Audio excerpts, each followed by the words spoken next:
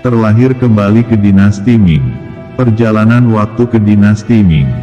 Ini adalah kisah tentang seorang mahasiswa pascasarjana jurusan Tiongkok kuno yang berulang kali gagal untuk mendapatkan pekerjaan. Dalam perjalanan dia terlempar kembali ke pertengahan dinasti Ming dan memasuki tubuh seorang anak kecil di sebuah desa pegunungan. Ayah yang membosankan dan ibu yang pedas, kerabat terbaik Yishui, memiliki banyak masalah di pekarangan kecil. Untungnya, dia memiliki akumulasi sejarah selama ribuan tahun, 4 buku, 5 klasik, esai stereotip, dan rekan profesional. Kekuatan nasional bangkit dan lengkungan di perintah, hukum dan peraturan longgar, dan disiplin resmi lemah, ada beberapa pejabat pengkhianat, dan ada juga beberapa bajak laut Jepang, tetapi secara umum, dapat dikatakan bahwa ini adalah lahan subur untuk perkembangbiakan sarjana birokrat secara bebas. Legenda kebangkitan keluarga miskin tumbuh dari sini. Bab 1 Anak dari keluarga miskin. Ini adalah desa Siahe, desa kecil yang biasa tapi luar biasa. Ada desa di ladang, gunung di belakang desa, dinaungi pohon tua di gunung, air di depan desa, dan air bersandar di pedesaan, dengan kesederhanaan rumah beratap jerami, kemurnian pegunungan hijau dan jernih perairan, dan ketenangan pemandangan pastoral.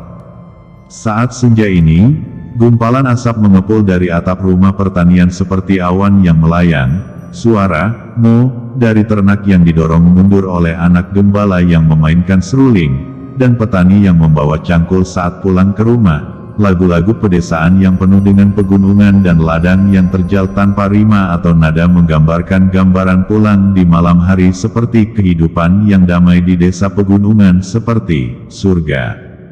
Di zaman modern tempat ini pasti bisa disebut sebagai desa terindah, namun berbeda dengan zaman dahulu, hanya ada kemiskinan dan keterbelakangan tanpa keindahan. Ada lereng tinggi di ujung barat desa, di mana Anda dapat melihat panorama sebagian besar desa. Di lereng tinggi, ada seorang anak berusia 5 atau 6 tahun dengan kepala tebal dan seekor harimau kepala melihat desa dengan emosi. Bagaimana jika pemandangannya indah dengan pegunungan hijau dan perairan hijau, transportasi tidak nyaman, orang bergantung pada langit untuk makan, dan mereka dirusak oleh bencana alam. Orang yang berjuang dengan makanan dan pakaian, apalagi yang mereka hargai selain makanan. Biarkan dia melihat matahari terbit dari pegunungan, lebih baik memberinya roti kukus dari biji-bijian. Bukankah agak aneh bagi seorang anak untuk mengekspresikan emosi seperti itu? Padahal, meski berbadan bocah 5 atau 6 tahun, Lizzie adalah seorang mahasiswa pascasarjana jurusan bahasa Cina abad ke-21 yang telah berulang kali porak-poranda di jalan menuju pekerjaan, tidak punya uang, tidak punya hak, dan tidak punya pacar. Setelah 100 pencarian pekerjaan yang gagal berturut-turut, sebelum tidur, saya merasa sangat sulit bagi seekor anjing seni liberal jurusan Tiongkok kuno untuk menemukan pekerjaan rekanan profesional. Saya tidak menyangka akan bangun dan menjadi anak kecil ini bernama Zhu Pingan dan Xiao Su. Tubuh ini memiliki penyakit sebelum saya memakainya, mungkin saya tidak sembuh, saya tidak tahu mengapa ketika saya bangun, lidai tahu kaku. Setelah berhari-hari menembak dari samping, saya mengetahui bahwa ini adalah dinasti Ming, era ketika esai stereotip berlaku dalam 4 buku dan 5 klasik, dan saya hanya bisa melihat ke langit pada 45 derajat, benar-benar mitra profesional. Jika Anda datang ke sini, Anda akan aman. Pikirkan tentang rasa malu karena tidak memiliki tempat untuk menunjukkan keahlian profesional Anda di abad ke-21. Sekarang Anda memiliki kesempatan kerja, jika Anda tidak memanfaatkan kesempatan itu akan sia-sia. Karunia Tuhan. Belum lagi Anda adalah orang yang tidak ada hubungannya di kehidupan Anda sebelumnya, yatim piatu yang digantung. Babi kecil, pulanglah, hati-hati dipukuli dan ditangisi oleh ibumu lagi. Sekelompok anak nakal meraung melewati Gaopo, takut jika mereka pulang terlambat, mereka akan didorong ke tanah oleh para tetua dari keluarga menggosok-menggosok. Babi kecil, julukan ini juga mabuk. Bahkan jika itu adalah Husi, Sishi, kedengarannya lebih baik dari nama ini. Tentu saja dia hanya mengeluh dan mengeluh, dan dia juga tahu alasan mengapa anak-anak diberi nama murahan pada zaman dahulu. Catatan, Daoshan Qinghua, Ouyang Xiu, orang ingin membesarkan anak dengan mudah, dan mereka sering disebut murah, seperti anjing, domba, anjing, dan kuda. Orang dahulu percaya bahwa anak-anak sangat rentan terhadap berbagai faktor eksternal setelah lahir.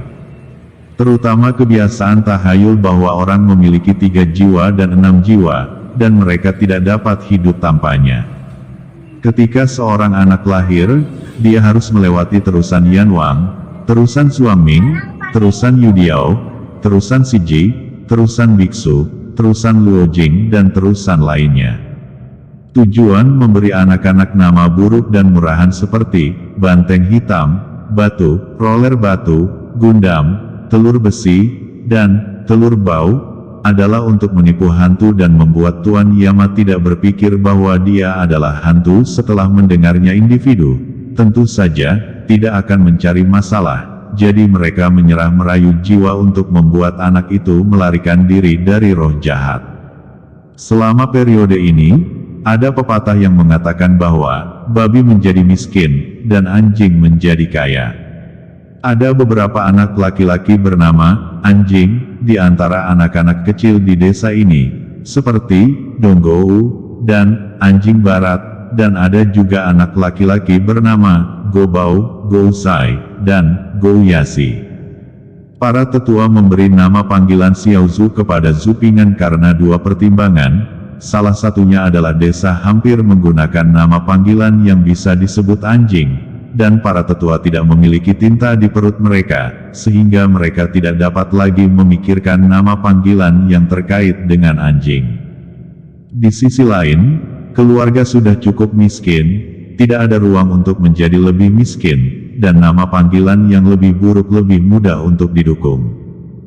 Ketika Zupingan mendengar bahwa ada anak laki-laki kecil di desa yang disebut gadis anjing, atau bahkan kotoran, dia tiba-tiba merasa beruntung bisa selamat dari bencana tersebut dibandingkan dengan 2 nama pertama. Rasa babi kecil itu masih sangat ringan, sedikit. Sudah lebih dari 10 hari sejak dia datang ke era ini, dan Zupingan menerima fakta ini tanpa daya karena merasa tidak nyaman. Hidup di era ini, kebiasaan penamaan adalah yang kedua, dan yang terpenting adalah kebiasaan hidup. Ini adalah era ketika moralitas dan etika lama merajalela. Tidak ada listrik dan tidak ada internet. 3 panduan utama dan 5 prinsip konstan, 3 kepatuhan dan 4 kebajikan, dan nasib hantu dan dewa semuanya mengamuk. Oleh karena itu, protagonis dalam novel-novel yang melakukan perjalanan keliling dunia memiliki halo protagonis. Goldfinger pernah membuka dunia untuk menjadi tak terkalahkan. Itu murni omong kosong. Jika Anda melakukan ini melalui perjalanan waktu, Anda akan dibakar menjadi abu oleh para tetua desa dan menyukai. Dalam masyarakat seperti ini di mana etika feodal mengkanibal orang, jika Anda sedikit tidak normal, Anda mungkin akan dibakar sebagai monster yang dirasuki orang. Ini benar-benar tidak berlebihan. Wang Tou tua di desa itu secara paksa menuangkan semangkuk besar air yang dicampur dengan kertas jimat yang terbakar karena dia berbicara dalam tidurnya selama beberapa malam. Setelah beberapa patah kata, tetua desa memperlakukannya seperti hantu, mengikatnya ke tiang dan menjemurnya di bawah sinar matahari selama 3 hari sebelum dia selesai. Bagaimana bisa satu orang melawan seluruh dunia? Oleh karena itu, dalam 10 hari sejak dia datang ke dunia ini, Zupingan telah bekerja keras untuk berperan sebagai seorang anak. Berhati-hati dan berusaha untuk tidak berlebihan agar dia tidak diikat ke pemanggang kayu untuk barbecue. Dia tidak ingin berbicara sendiri dengan garam. Hari sudah larut, aku harus cepat pulang, atau aku akan dimarahi lagi. Zhu Ping'an berlari menuruni lereng tinggi dengan kaki pendeknya menuju rumah. Mengapa Anda merasakan sejuknya paha dan hembusan angin? Bisakah dikatakan bahwa kaki pendeknya bergerak secepat kilat? Setelah Zhu Ping'an berlari menuruni lereng, dia berhenti dan melihat ke bawah untuk melihat Mi kecil melambai tertiup angin. Celana selangkangan. Ada apa dengan Anda membiarkan orang berusia 20-an mengenakan celana selangkangan? Anda tidak bisa membiarkan dia bersenang-senang. Itu bisa ditoleransi atau tak tertahankan. Ketika Anda kembali, Anda harus memperjuangkan hak untuk tidak memakai celana selangkangan. Sepanjang jalan, gubuk dan rumah Batako tertata tidak beraturan. Meski desa Siahe dikelilingi gunung dan sungai, namun tetap merupakan desa terpencil, karena pemanfaatan gunung dan sungai oleh masyarakat setempat terbatas untuk memenuhi kebutuhan hidup.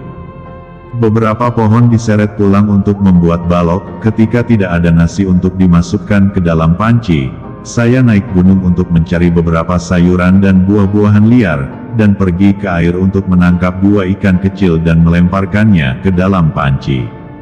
Ekonomi petani skala kecil feodal masih hidup di ladang.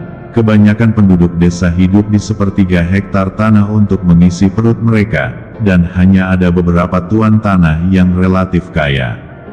Keluarga tuan tanah dapat menyewakan tanah, menjual biji-bijian, dan membeli tanah itu lagi ketika mereka punya uang, sebuah lingkaran yang baik. Hasil keluarga miskin sepertiga dari 1 hektar tanah tidak cukup untuk mengisi gigi mereka, jadi mereka hanya dapat menyewa tanah untuk bertani. Pada zaman dahulu, tidak ada pengurangan atau pembebasan tanah. Kebijakan pajak, kerja keras selama 1 tahun untuk menanam biji-bijian, menghapus pajak dan sewa tanah yang selangit, dan alangkah baiknya jika bisa mengunyah dan makan untuk seluruh keluarga. Keluarga Zhu tidak buruk, ada lebih dari 10 hektar tanah subur dalam keluarga, dianggap sebagai keluarga kelas menengah di desa, tetapi tidak tahan kerumunan, ditambah paman tidak melakukan produksi, itu biaya belajar dan ujian cukup tinggi, dan keluarga tua Zhu juga sedang berjuang. Tentu saja dari luar kehidupan keluarga Zhu lumayan, dibandingkan dengan rumah adop beratap yang umum di desa, setidaknya keluarga Zhu masih merupakan halaman keluarga Zhu dengan struktur sipil. Namun nyatanya kehidupan keluarga Zhu tidak sebaik orang biasa di desa Kainwol. Begitu Zhu Ping'an memasuki pintu, dia kebetulan bertemu dengan ibunya, Nyonya Chen, yang sedang berdiri di gerbang halaman menatapnya dengan mata cemberut. Ketika dia melihatnya kembali utuh, matanya meleleh seperti es dan salju di musim semi, menunggunya kembali. Nyonya Chen berusia 30-an, mengenakan jaket kain kasar biru dengan saku rok besar, rambutnya dikepang ke belakang, jepit rambut kayu dimasukkan, sepasang cengkeh perak di telinganya, dan alisnya sedikit agresif. "Ibu, aku tidak akan pernah memakai celana selangkangan terbuka lagi." Kaki pendek Zhu Ping'an baru saja melangkah ke ambang pintu, dan dia mulai memperjuangkan hak untuk tidak memakai celana selangkangan terbuka. Begitu kata-kata itu jatuh, Ni Chen meraih telinganya. "Bajingan kecil, kamu telah menjungkir balikkan dunia. Aku bekerja sangat keras untuk membesarkanmu, dan aku menabung untuk membuat pakaian untukmu. Kamu masih membencinya. Jangan memakai celana selangkangan saat kamu masih muda. Ah, sakit. Sakit, aku bukan lagi anak kecil berusia 2 atau 3 tahun. Zhu Ping'an meraih lengan Chen dengan tangan kecilnya, dan bertumpu pada jari kakinya untuk menghilangkan rasa sakit. "Sial, kamu baru berusia 5 tahun, Nyonya Chen menatap putranya yang berusia 5 tahun dan mengatakan kalimat seperti itu, merasa sangat bahagia, putra bungsunya jauh lebih hidup daripada kakak laki-lakinya. Meski lucu, kekuatan di tangan Chen tidak berkurang. Bocah bau ini tidak jujur. Dia sakit beberapa hari yang lalu. Setelah sembuh, dia menjadi lebih kurus dan berlari keluar sepanjang hari. Kamu masih tahu itu menyakitkan. Kamu tidak bisa melihat siapapun di alam liar sepanjang hari. Ketika kamu diculik oleh Huazi, aku akan tenang, kata Chen dan menatap Zhu Ping'an. Dia merasa takut saat memikirkannya anak hilang di kabupaten. Untungnya, di desa sangat aman bagi orang untuk datang dan pergi.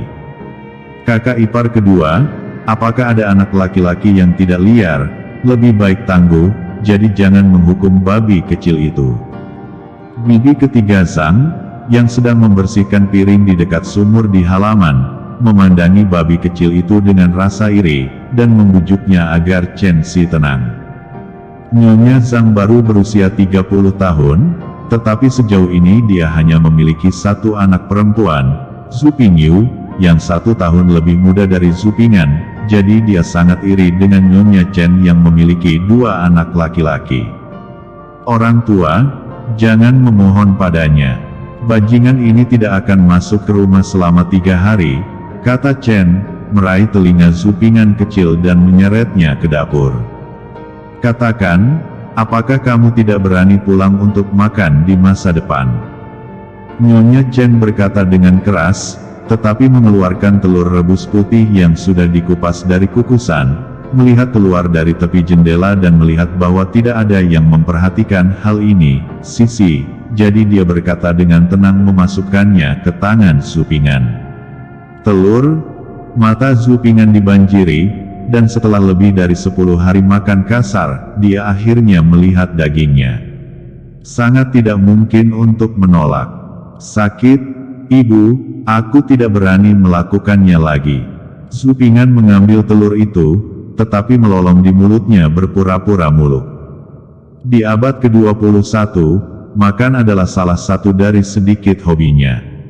Ketika Abite of China disiarkan, dia menghemat uang dan makan semua makanan murah dan bisa dimakan. Dia pasti bisa disebut veteran foodie.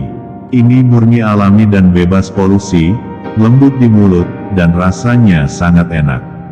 Rasanya jauh lebih enak daripada telur modern. Tentu saja, mungkin karena sejak saya datang ke sini, saya sudah lama di sini dan saya tidak tahu rasa daging. Gadis kecil yang pintar, Nyonya Chen tertawa, menganggukkan dahi Zhu Ping'an, dan berbisik, cepat dan makan, nanti akan disajikan di meja. Hatimu begitu jauh sehingga kamu semua menempel di ruangan besar lagi. Saat ini, hati Zhu Ping'an sangat hangat. Apakah itu ibu yang pemarah atau ayah yang membosankan dalam hidup ini? Atau saudara laki-laki berusia 10 tahun yang jarang memiliki saudara laki-laki yang tua dan jujur? Mereka semua memperlakukannya dengan baik dari lubuk hati mereka. Sang ayah baik, ibu baik, dan saudara laki-laki baik, menunjukkan kehangatan di mana-mana. Ini juga alasan utama mengapa Zhu Ping'an menerima fakta perjalanan waktu. Sebagai seorang yatim piatu di abad ke-21, dia tidak pernah merasakan kehangatan sebuah keluarga, tetapi di sini dia merasakan cinta seekor sapi tua, dan dia secara bertahap rela. Ibu, kamu sangat baik. Aku akan berbakti kepadamu saat aku besar nanti. Zhu Ping'an memeluk paha Chen dan mengungkapkan perasaannya. Aku putramu, dan aku akan berbakti padamu di masa depan. Chen melihat putra bungsunya bertingkah seperti anak manja baginya seperti anak manja, itu jelas sangat membantu, dan merasa bahwa putra bungsunya jauh lebih manis daripada putra sulungnya.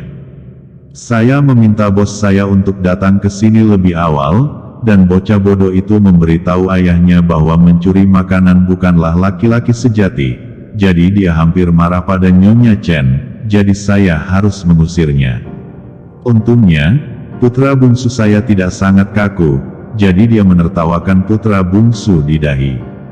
Aku mengklik, kamu jangan marah padaku, aku akan berterima kasih, cepat bersihkan mulutmu agar kamu tidak terlihat nanti. Bab 2 Keberuntungan dan Roh Jahat. Saat matahari terbenam, rumah Zhu sudah terisi penuh dan makan malam sudah siap. Alasan utama keluarga Zhu makan malam saat ini adalah memanfaatkan fajar tanpa membuang minyak, dan memanfaatkan keuntungan Tuhan. Ada sebuah meja besar di tengah rumah tuan tanah di rumah Su. Di mata Zupingan, set meja dan kursi ini bisa dikatakan sebagai furnitur terbaik di rumah Su. Saya harus mengatakan bahwa meja dan kursi Chow dibuat dengan baik, bahkan meja dan kursi desa sangat bagus. Meja, kursi, dan bangku dari dinasti Ming terkenal di zaman modern karena bahannya yang bagus dan pengerjaan yang sangat teliti. Tampaknya seorang ahli pengrajin menulis puisi, 2 kalimat dalam setahun, dan air mata mengalir dalam 1 kalimat. Sungguh kulit wanita berusia 15 tahun. Lelaki tua dari keluarga Zhu adalah lelaki tua jangkung dan kurus dengan wajah persegi, mengenakan kemeja kain biru kasar, memegang rokok kering di tangannya, dan merokok 2 isapan dari waktu demi waktu. Ada setumpuk kacang rebus di depan lelaki tua keluarga Zhu, dan segelas anggur keruh di sampingnya, yang sangat kontras dengan roti kukus, sayuran busuk, acar, dan bubur di atas meja. Nyonya Zhu, Nyonya Liu, yang duduk di sebelah Tuan Zhu, memiliki rambut yang menipis, tetapi disisir rapi, dan dia tahu itu tidak mudah bergaul. Duduk di sebelah Nyonya Zhu dan Nyonya Liu adalah putra dan menantu bungsu dari Nyonya Zhu dan Nyonya Zhu, yang merupakan paman keempat Zupingan dan bibi keempat. Paman keempat Zhu Souxin dan bibi keempat Zhao baru saja menikah tahun ini, berkulit putih, seolah diukir dari cetakan yang sama dengan Nyonya Zhu. Dia sangat dicintai oleh wanita tua itu. Bibi keempat mengenakan riasan perak merah baru dan beni berbunga-bunga, kepangan besar yang mengilap disanggul di atas kepalanya, dan jepit rambut jambul kecil berlapis emas dimasukkan di atasnya, dan bunga beludru merah muda juga diletakkan di atasnya. Di seberang Tuan Zhu, pria parubaya dengan kulit putih duduk adalah paman Zupingan, Zhu Souren. Dia mengenakan potongan lurus kepompong warna bunga matahari setengah baru, dengan lengan lebar dan syal persegi. Dia menundukkan kepalanya dan tidak tahu apa yang dia pikirkan. Di sebelahnya adalah bibi tertua Wu, mengenakan rok lipit setengah baru dengan kerah lurus, double breasted dan lengan kecil. Dia terlihat jauh lebih besar dari Chen, dan dia juga rapi. Di samping putranya yang berusia 6 tahun, Zhu Pingjun, juga mengenakan Zhuanghua Zizi baru setengah bersandar di lengan ibunya Wu dengan bibir cemberut. Lalu ada orang tua Zhu Pingan dalam kehidupan ini, ayahnya Zhu Souyi, dengan kulit perunggu yang kuat, tipikal petani. Tetapi Zhu Pingan juga tahu bahwa ayahnya yang murah bisa dikatakan serba bisa. Dia bisa berburu dan pertukangan, bertani tangan masih bagus, tapi karakternya sangat jujur, bisa dikatakan membosankan. Kakak tertua Zhu Pingchuan, tahun ini berusia 10 tahun, dia hampir meniru ayahnya Zhu Souyi, kuat dan jujur. Paman ketiga sangat mirip dengan ayahnya, sekilas dia adalah seorang petani yang jujur, dan bibi ketiga adalah keluarga Zhang yang baru saja membujuk keluarga Chen di depan pintu.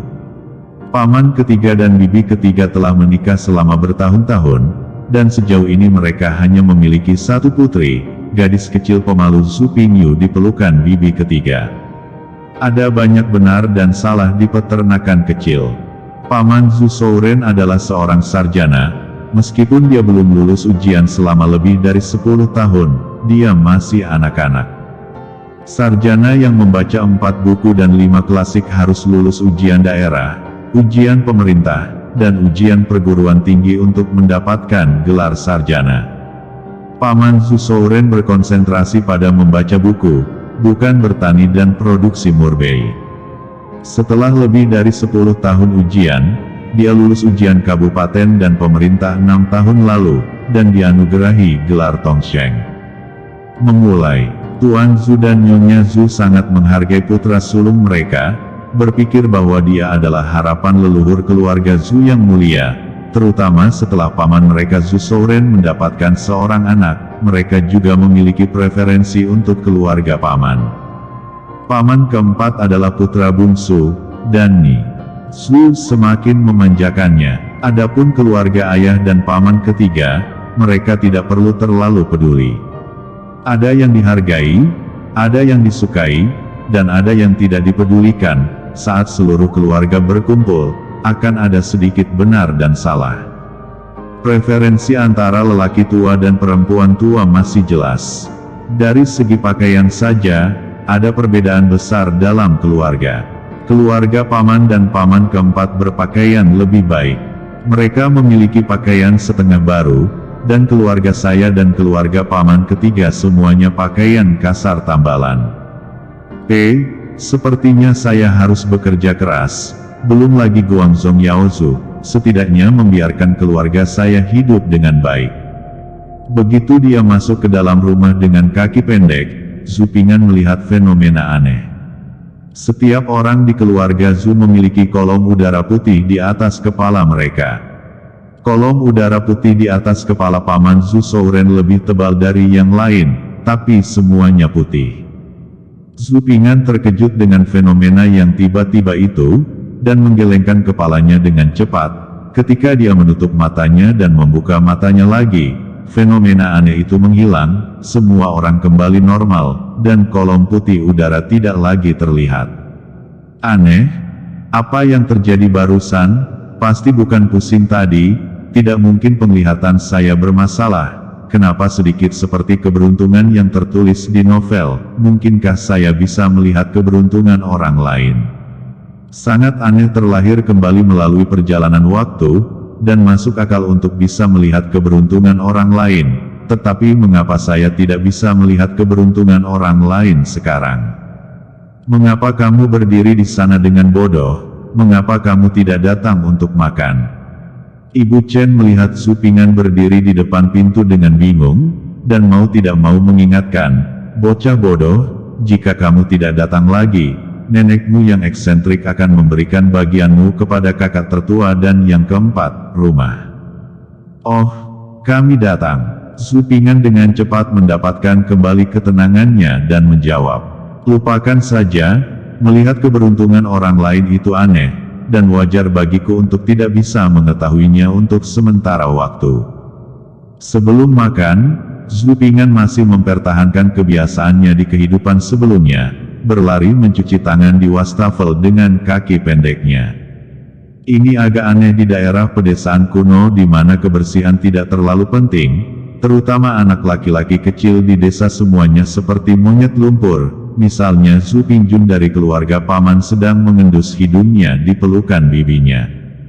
Sejak Zhu Ping'an datang ke kehidupan ini dan menjadi anak kecil ini, dia bersikeras untuk mencuci tangan dan wajahnya. Setelah lebih dari 10 hari, dia menjadi sangat berbeda dari anak-anak kecil dengan hidung meler. Seorang anak putih dengan tebal kepala dan kepala tebal cukup eye-catching. Hei! Setelah sembuh dari penyakitnya, anak ini sudah mulai memperhatikan kebersihan. Dia pasti dirasuki roh jahat. Bibi keempat menutup mulutnya dengan sapu tangan, dan menatap Zhu Ping'an dengan matanya yang sipit. Terpesona, Zhu Ping'an jelas terkejut dengan bibi keempatnya. Di desa terpencil dan terbelakang seperti itu, sangat berbahaya untuk dicurigai kerasukan roh jahat. Ketahuilah, saya sangat berhati-hati, saya tidak menunjukkan pikiran untuk melampaui ruang dan waktu, hanya mencuci tangan. Bibi keempat yang kecil benar-benar wanita yang gelisah, dan dia benar-benar pasangan yang cocok dengan paman keempat saya yang menganggur. Zhu Ping'an memutuskan bahwa dia akan sangat bungkam tentang melihat keberuntungan dan tidak memberitahu siapapun. Zhu Ping'an tidak tahu bagaimana menghadapi kata-kata bibi keempat, dan ibunya Chen sudah berhenti. Kamu bilang siapa yang disihir? Kupikir kamu yang disihir. Putraku sedikit lebih bersih dan dia disihir. Bagaimana denganmu, yang mencuci tangannya setiap hari dan memakai baju baru? Bukankah itu kesurupan Vixen? Mendengar kata-kata Xiao Zhao, kemarahan tanpa nama muncul di hati Chen. Dia tiba-tiba berdiri dan maju 2 langkah. Berdiri di depan Xiao Zhao, memintanya untuk memberikan penjelasan. Zhu Pingchuan, kakak laki-laki Zhu Ping'an yang berusia 10 tahun, juga mengatakan bahwa adik laki-lakinya tidak akan disihir oleh roh jahat. Ibu, Lihat kakak ipar kedua dan yang lainnya. Aku baru saja mengatakan sesuatu dengan santai, dan ipar kedua seperti ini. Xiao Zhao menghindari tatapan Chen, menoleh untuk bertanya pada Nyonya Zhu bantuan dengan ekspresi sedih, dan menyeka matanya dengan sapu tangan. Itu dia, aku hanya memberitahumu bahwa kamu menangis seperti ini. Benar-benar dibuat-buat. Sayang sekali aku bukan saudara keempat, jadi aku tidak menyukaimu. Keluarga keempat, kamu harus menjelaskannya hari ini, kalau tidak saya tidak mau. Nyonya Chen tidak mengikuti gaya Nyonya Zhao, dan berbicara dengan dingin, penuh semangat kepahlawanan, yang merupakan kebalikan dari bibi keempat yang berpura-pura lembut dan menyedihkan.